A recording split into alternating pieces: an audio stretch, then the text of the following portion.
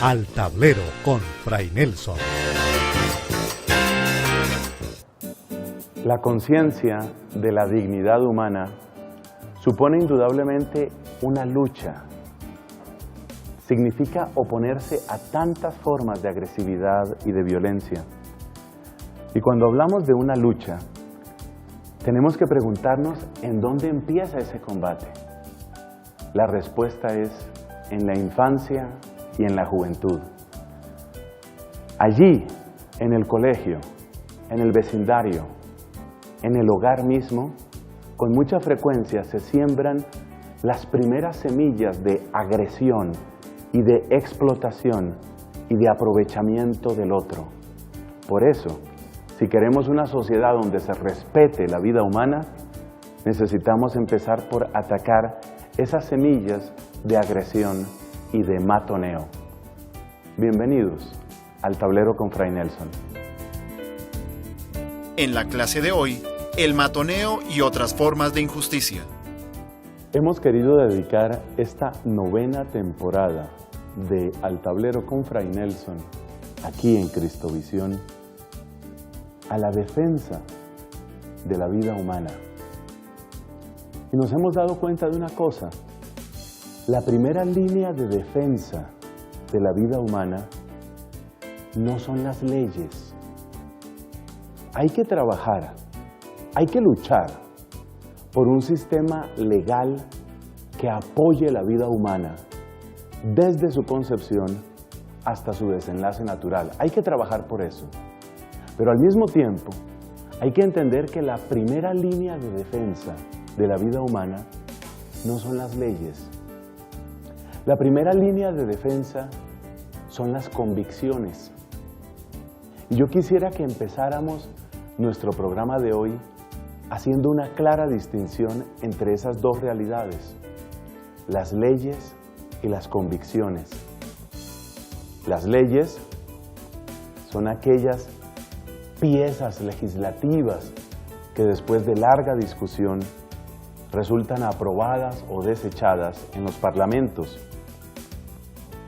Así, por ejemplo, en Colombia, la Cámara de Representantes, el Senado de la República, tienen que dar su aprobación para que algo llegue a ser ley. Finalmente se necesita también la sanción del presidente de la República. Esas son las leyes. Pero antes de las leyes están las convicciones, porque los legisladores no son robots. Ellos están respondiendo a las expectativas de quienes los han elegido y además están pensando con su propia cabeza, están utilizando su propio discernimiento, su propia prudencia o su propia imprudencia. Por eso, la primera línea de trabajo en la defensa de la vida son las convicciones. Y las convicciones tienen que ver con las creencias, tienen que ver con la educación, tienen que ver con el ambiente, tienen que ver con la fe o la falta de fe de las personas. Por eso, en la defensa de la vida humana, no solamente tenemos que empeñarnos en lograr que las cámaras legislativas, que los parlamentos aprueben o desaprueben una cosa o la otra. Necesitamos crear cultura. Y crear cultura es impregnar la familia, el ambiente educativo, la atmósfera social de aquellos valores que quedan tan profundamente arraigados, aquellos valores que llegan a constituir un verdadero núcleo de convicciones. Esas convicciones son las que luego se van a convertir en las nuevas expectativas de las personas que eligen a los legisladores. Entonces, lo que queremos es que los legisladores del futuro defiendan la vida mucho más, mucho más que los legisladores actuales. La gente que está aprobando el aborto o la destrucción de la familia simplemente está tratando de responder a lo que ellos juzgan que es la expectativa de sus electorados. Pero si esa expectativa cambia porque ha cambiado la cultura, si esa expectativa cambia porque personas con una nueva formación, con una mente distinta, tienen otras esperanzas y otros deseos, cuando eso sucede, entonces esos legisladores del futuro seguramente tendrán que obrar de otra manera. Así que nuestro primer punto hoy es la diferencia entre las leyes y las convicciones. Y por tanto, es el descubrir que nosotros como iglesia tenemos una tarea que es de largo aliento. Esto no es breve, esto no es corto, esto es muy largo. Y algunos de nosotros que nos encontramos en lo que se podría llamar una edad media, en términos del recorrido por esta tierra, estamos seguros de que estamos trabajando. Yo por lo menos tengo esa convicción. Yo estoy convencido de que estas predicaciones y tantas otras intervenciones que uno tiene por escrito en internet no son para un efecto inmediato. Lo que el Papa Juan Pablo II denunciaba como cultura de la muerte tuvo una larguísima gestación. Uno puede ver momentos realmente importantes de ese desastre que tenemos hoy, que se llama cultura de la muerte. Eso de que se hable del aborto como un derecho y que el aborto tiene que ser libre y gratuito. Mira, no se llega a afirmar eso de un día para otro. Cuando las mujeres son las primeras en presentar el aborto como una especie de derecho que tiene que ser libre y gratuito, esas mujeres, las que gritan ese tipo de sandeces, esas mujeres son el fruto de un camino muy largo, que tiene que ver con filósofos, con predicadores, que tiene que ver con desastres sociales y familiares muy antiguos. La gestación de esto que conocemos o que denunciaba Juan Pablo II como cultura de la muerte fue larga. No va a ser más corta la gestación de la cultura de la vida. Y por eso el crear convicciones es una tarea de muy largo aliento. No es la primera vez que la iglesia tiene que crear convicciones, no es la primera vez. Cuando los cristianos salieron a evangelizar, allá en el siglo I, cuando Pablo y Bernabé se suben a ese barco a atravesar aguas del Mediterráneo para ir a predicar, en ese momento, ¿cómo era el mundo? O sea, ¿cuál era el mundo que existía? ¿Cuál fue el mundo que ellos conocieron? Un mundo corrupto, esencialmente, especialmente corrupto en lo que tiene que ver con la vida humana. Un mundo corrupto de muchas maneras. Un mundo en el que a la gente le parecía normal desechar un bebé. No practicaban el aborto por una razón muy sencilla. La capacidad médica e higiénica de la época prácticamente implicaba que un aborto traería la muerte a la mujer gestante. Por eso no hacían el aborto, porque un aborto iba a implicar seguramente una hemorragia o lo que hoy conocemos como una infección espantosa con una muerte pavorosa para esa mujer. Entonces dejaban que el embarazo siguiera su curso, la mujer tenía el bebé y luego lo abandonaba en un basurero, en una alcantarilla, en un bosque, en un despoblado.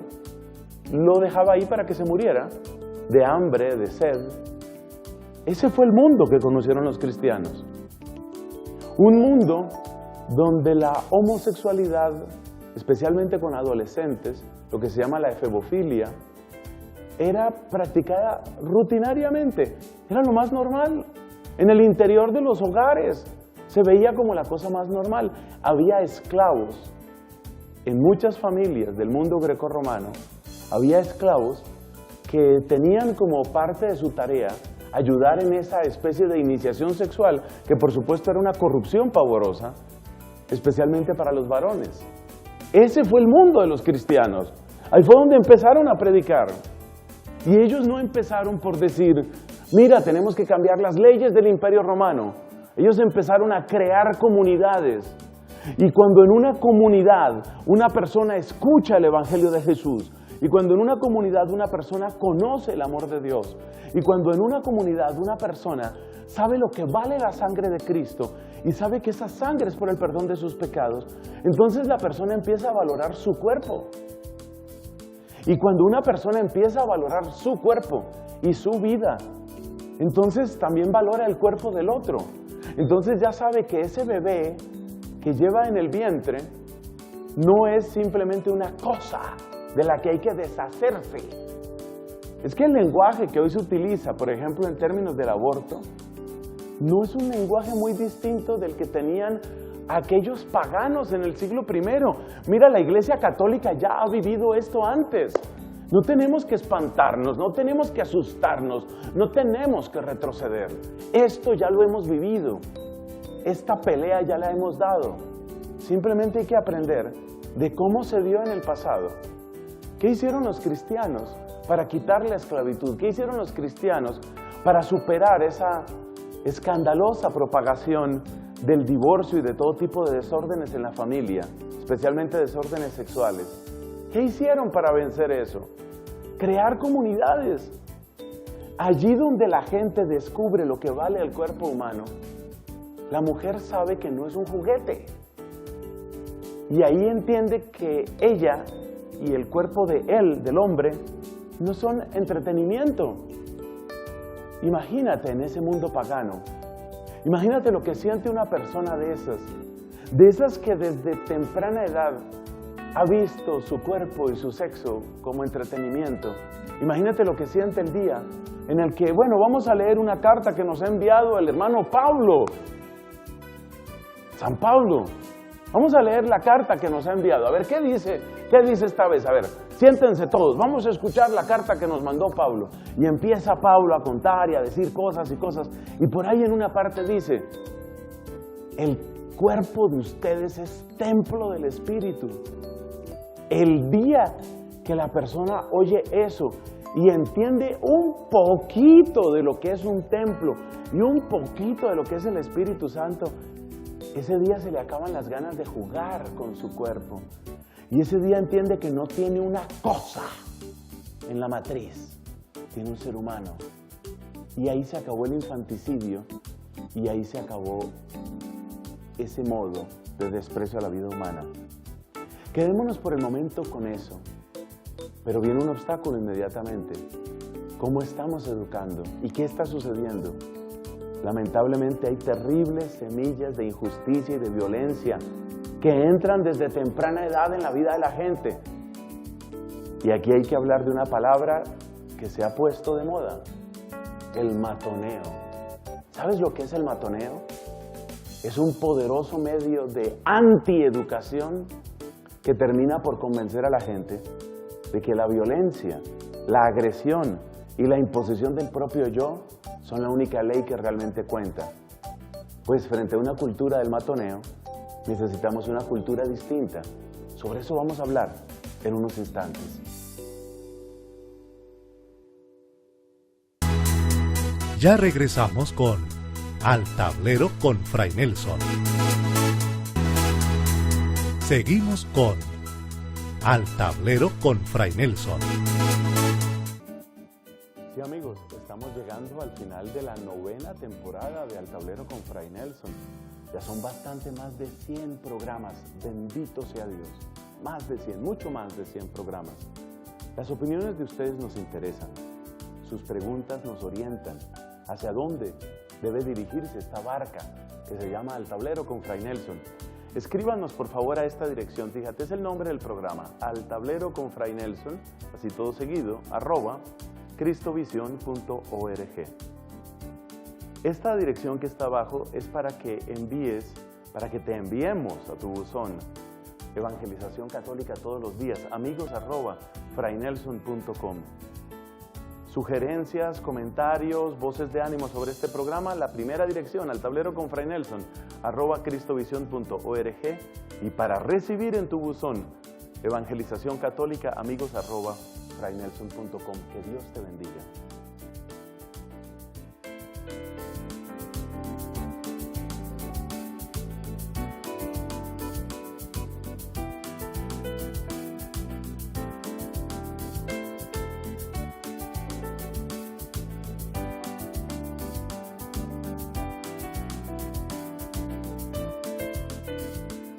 Estimado Padre, quiero solicitarle el favor de explicarme cuál es el proceso para un sacerdote de la Iglesia Ortodoxa incardinarse a la Iglesia Romana. Muchas bendiciones.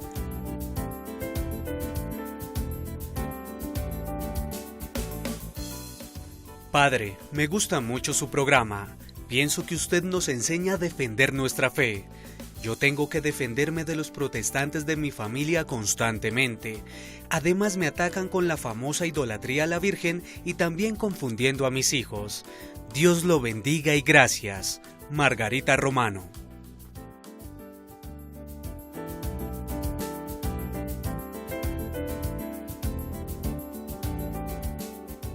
Con la palabra matoneo se quiere hacer referencia a un fenómeno social que tiene su principal presencia en el mundo infantil, adolescente, juvenil.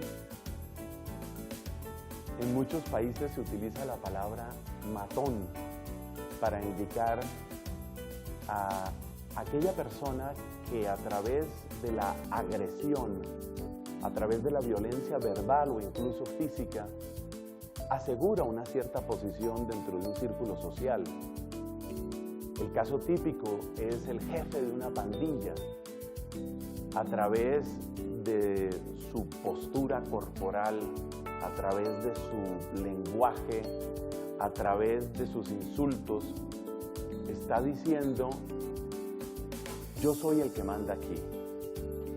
Y eso significa que el matón tiene su complemento en aquellas personas que son sus discípulos o sus seguidores o sus súbditos.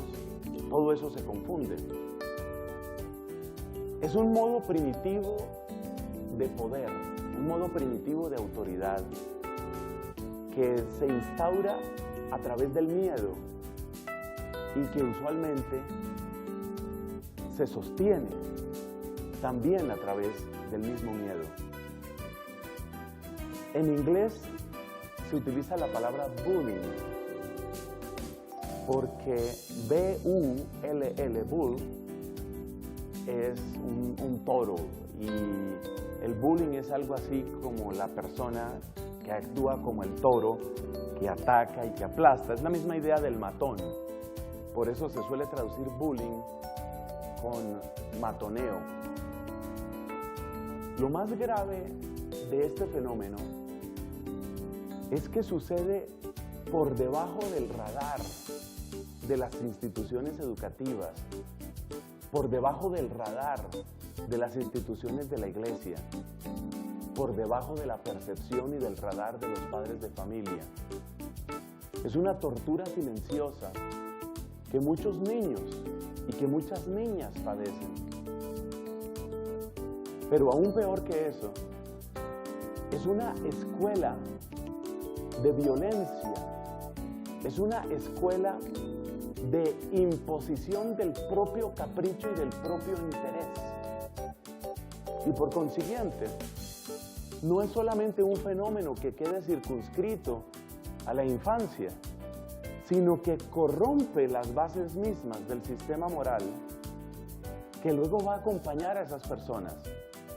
Es decir, que tanto aquellos que sufren el matoneo como aquellos que lo practican quedan de alguna manera tarados en su capacidad de percibir un sistema moral recto, donde tenga espacio la solidaridad, donde tenga espacio el cuidado, la atención al más pequeño.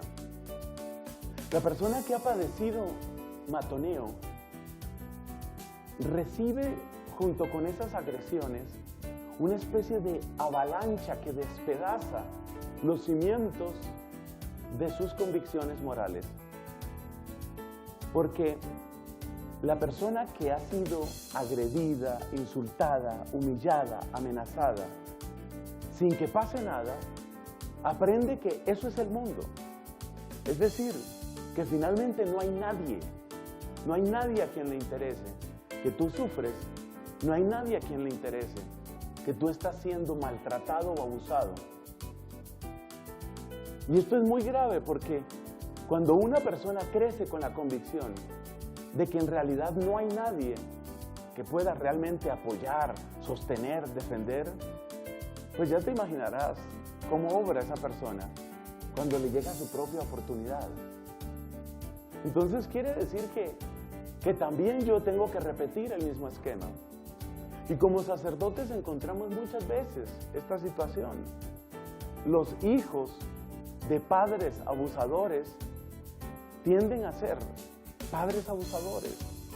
El hijo del papá alcohólico, agresivo, tiende a ser agresivo alcohólico. La hija de la madre soltera tiende a ser madre soltera. ¿Por qué se repiten estos esquemas? Porque esa clase de percepciones que se tienen en la temprana infancia no solamente lastiman la temprana infancia, sino que quedan de un modo perdurable, destruyendo el sistema moral de la persona. Es que en la infancia no solamente aprendemos a hablar, por ejemplo, el español. En la infancia también aprendemos lo que podríamos llamar el alfabeto emocional y el alfabeto moral. Esas cosas las recibimos en la infancia. Entonces, si mi alfabeto moral, si los cimientos mismos de mi estructura moral dicen que el que más agrede es el que más logra, si esa es la ley que quedó implantada en mi cabeza, porque eso fue lo que yo vi en mi colegio, eso fue lo que yo vi en mi familia, eso fue lo que yo vi en mi barrio, esa persona que tiene esa clase de experiencia, ¿cómo va a compadecerse después de un feto discapacitado? Que se acabe, que se muera, que lo rompan, que lo maten. ¿Qué tipo de compasión cabe en una vida que lo único que ha experimentado es dureza? Creo que queda suficientemente claro cuál es el tamaño de implicación de este problema. No es una anécdota triste en la vida de algunas personas, es un fenómeno sistemático que está afectando de una manera pavorosa a millones y millones de niñas y de niños en sus familias, en sus lugares de vivienda, en sus colegios. Para luchar contra el matoneo, aquí tenemos 3 planteamientos. Primero, lo que ya hemos explicado. Están bien las leyes, pero las convicciones son mayores que las leyes. Son más importantes las convicciones que las leyes. Y en este sentido, tenemos que declararnos todos en estado de discipulado. En la conferencia de Aparecida, nuestros obispos hablaban de una iglesia en estado de misión, pero también nos dijeron que todos éramos discípulos y misioneros. Yo creo que así como la iglesia tiene que declararse en estado de misión, todos en la iglesia, de hecho en la sociedad, tenemos que declararnos en estado de discipulado, en estado de aprendizaje. Porque en el conocimiento de estas realidades, óiganme bien, padres de familia, los últimos que suelen enterarse de que su hija está siendo maltratada verbal o físicamente en el colegio suelen ser los papás. Son los últimos. Todo el mundo sabe y los papás no saben. Por eso los papás necesitan reeducarse en sus convicciones. Creer vanamente que el hijo que no tiene problemas, lo dije mal, creer vanamente que el hijo que no pone problemas es el hijo que no tiene problemas, es uno de los peores errores que cometen los papás y es uno de los espacios amplios que se le dejan al matoneo en nuestra cultura. Cuando un papá cree, mi hija no pone problemas, luego mi hija no tiene problemas, te estás equivocando. Probablemente tu hija no te pone problemas porque te tiene tanto miedo a ti como le tiene miedo a la compañera que la humilla, a la profesora que la maltrata, a la vecina o al vecino que la mantiene amenazada y que probablemente ya está abusando de ella, de su cuerpo, por ejemplo, de su dignidad. Entonces hay que educarnos en las convicciones, hay que tener mucho cuidado con esto. Te lo repito por última vez, no pienses que el niño que no pone problemas es un niño que no tiene problemas. Ahí hay que educarse. Segundo, esta frase es del Papa Francisco: el tiempo es superior al espacio. Y mucha gente dice que es una frase demasiado abstracta. Está en la exhortación apostólica Evangelii Gaudium, que él promulgó en noviembre del año 2013. Lo que nos quiere decir el Papa es que nuestra lucha no tiene que ser en primer lugar por asegurar espacios. Nuestra lucha tiene que ser por asegurar procesos. Porque cuando uno pretende asegurar simplemente espacios, probablemente uno está repitiendo la misma lógica de los matones. En esta casa las reglas son estas y punto. Eso te da una sensación de seguridad.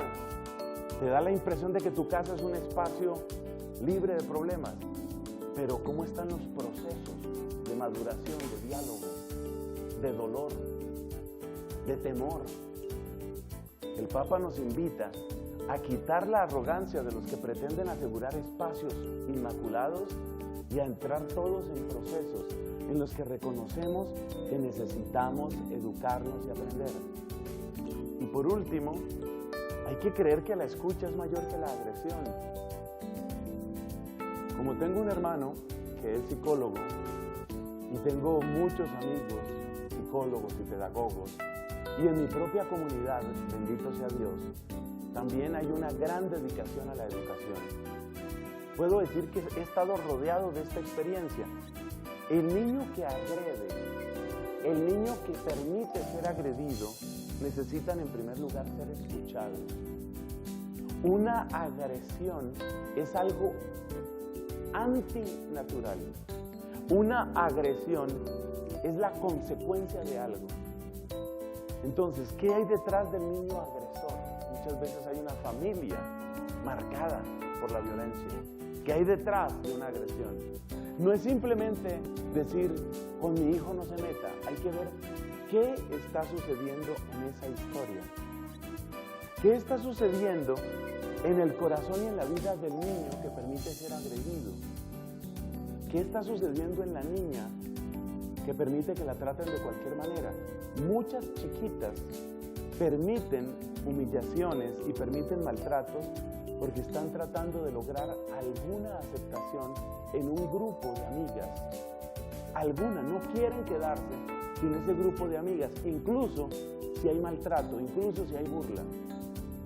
Entonces tenemos que entrar en esta clave de escucha.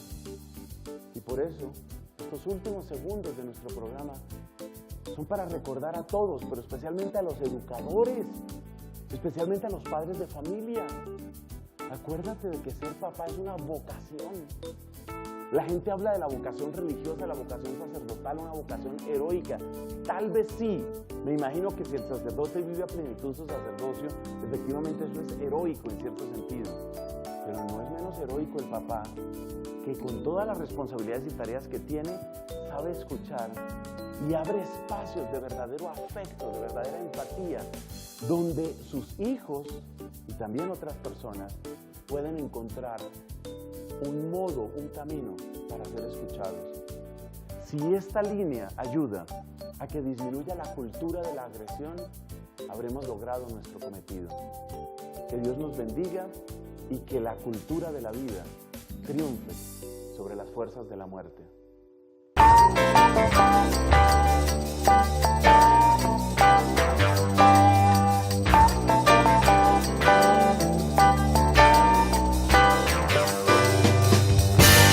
Al tablero con Fray Nelson.